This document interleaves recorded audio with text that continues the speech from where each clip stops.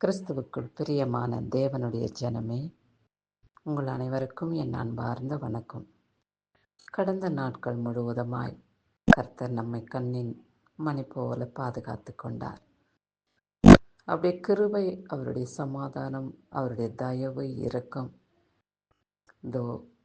நேற்றைய தினம் இருந்தது போல இந்நாளையும் கூட கர்த்தர் அப்படியாய் செயல்படுத்தி நம்மளை சந்தோஷப்படுத்தி பாதுகாத்து ரட்சிப்பாராக. கர்த்தர் நமக்காக கொடுக்கப்பட்டுள்ள வார்த்தை என்ன என்று பார்ப்போம்.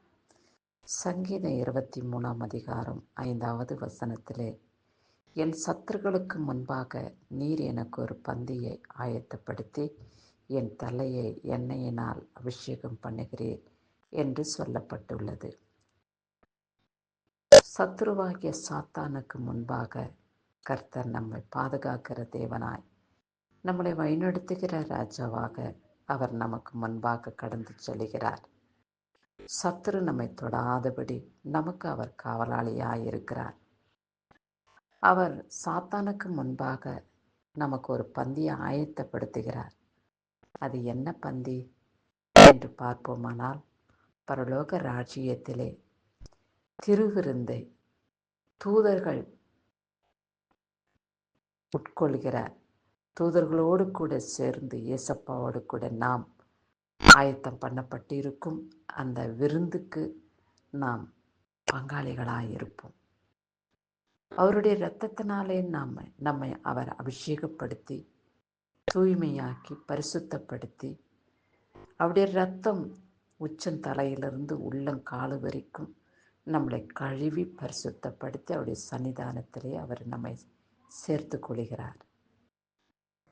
அவர் தாமே சொல்லியிருக்கிறார் அல்லவா,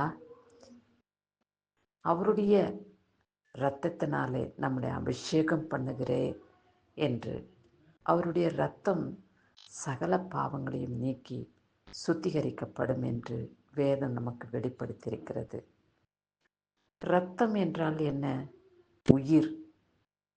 உயிருக்கு அடையாளமாய் காணப்படுவது இரத்தம்தான்.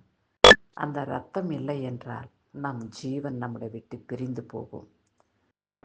அப்படியாய் அவருடைய இரத்தத்தினாலே அவருடைய ஜீவனாலே நாம் இந்நாளிலே பிடித்திருக்கிறோம், ஆசீர்வதிக்கப்படுகிறோம். சத்ருவாகிய பிசாசியின் பிடியிலிருந்து நாம் விடுவிக்கப்பட்டு பாதுகாக்கப்படுகிறோம்.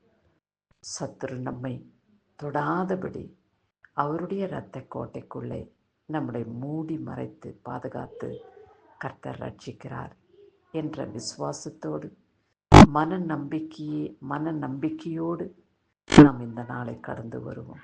ஆவியானவரே, எனக்கும் என் குடும்பத்துக்கும் நீர் என் சத்ருவின் கையிலிருந்து எங்களை விடுவித்து பாதுகாத்து ரட்சிக்கிறபடியினாலே எங்களுக்காக ஒரு பந்தியை பரலோக ராஜ்யத்திலே நீர் வைத்திருக்கிறீர். அந்த பந்தியிலே பங்குள்ளவர்களாக எங்களை நீர் அபிஷேகப்படுத்தின தயவுக்காக உமக்கு கொடான கொடி ஸ்தோத்திரம் என்று நன்றி இருதயத்தோடு இந்த நாளை நாம் கடந்து வருவோம். கிறிஸ்துவுக்கு மகிமை உண்டாகட்டும். ஆமேன்.